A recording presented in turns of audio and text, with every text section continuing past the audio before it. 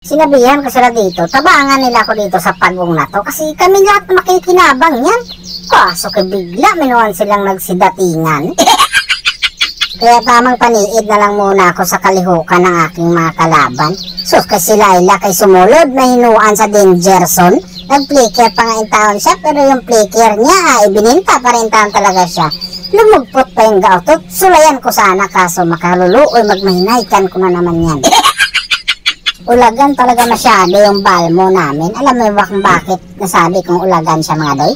Sige rin siya katalo pero sumusukol pa rin. Pero wag ka mag-alala doy, ipaghihiganti kita. Uy hala, nadamay pa ako sa kaulagan mo. Dito naramdaman ko talaga na kinulatan na nila yung dakong mananap. Kaya sinabihan ko silang madto ta dito. Sus Mariusip, kaya nakaagbang lang pala yung taon yung lunok. Tapos yung girot, pas po kayo. Misponde din si Gaotot. Bakyard tayo mga doy. Nasa na, gigabaan lagi ka mo. Sinabihan ko yung mga kampi ko dito, huwag kayong lumabas sa danger zone. Ako nang bahalang mangarap dito. Kasi ako lang naman yung taong may kakayahang umiskip dyan sa mga yan mga doy. Sa tinud-anay lang yun. Hindi rin binakakay. Tingnan mo na lang kasi.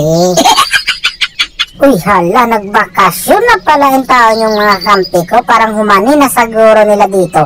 Buti na lang talaga yung Laila de Lima nag-stack up. Sus Mariusip ka doy. Kaso lumagot, minuan sila sa akin. Sus Mariusip, lahat ng umahabol sa akin doy, hindi yan nagwawagi. Ako na nagsasabi sa inyo yan. Kala ko nga okay na ang lahat, kaso lumugpot, manuan si Gaotot. Pero ang ginawa ko dyan mga doy, atik-atik yan. Bite time ang tawag dyan. Kung sa Tagalog pa yan, bininta ko yung oras nila. Sus Mariusip. Kung totoosin, kaya na nilang humanin yan. Agoy doy, lihay doy. At dahil yung oras ko na binili ko sa kanila, na-expire na mga doy, kaya tanggap ko na. Kita mo? Legit talaga, ulagan talaga yung balmon. Na-stress na yung mga kampi ko mga doy. Sus Mariusip. Tapos sinabihan sa dito na ayaw pa kasi matulog. Kanina pa nga yung taong yun siya natutulog Sus Mariusip, hindi niyo ba napapansin yun? I-explain ko sa inyo kung paano natutulog si Balmon sa pamamagitan ni Granger. Ganyan na ganyan mga doy. Halak ka na unsa naman Parang ako lang yung taon yung binabantayan dito sa mga kalaban ko. Sus Mariusip, inubos talaga nila yung mga oras nila sa pamamagitan ko. Kawalay ayo, hindi marunong maluoy. At dahil binabantayan nila ako mga doy, ang ginawa ko dito, sila na naman yung binabantayan ko. At dahil pumasok na in sila sa danger zone, lumabas na ako. Tingnan natin yung ginagawa niya sa akin. Ako lang yung binabantayan niya, di ba? Ngayon, anong nangyari sa inyo? Mga chismosa kasi in kayo. Lahat ng galaw ko, ako lang yung binabantayan niyo. Nya karon tanawa. Yung lunok, walang pala yung taon yung nabilin sa kanila.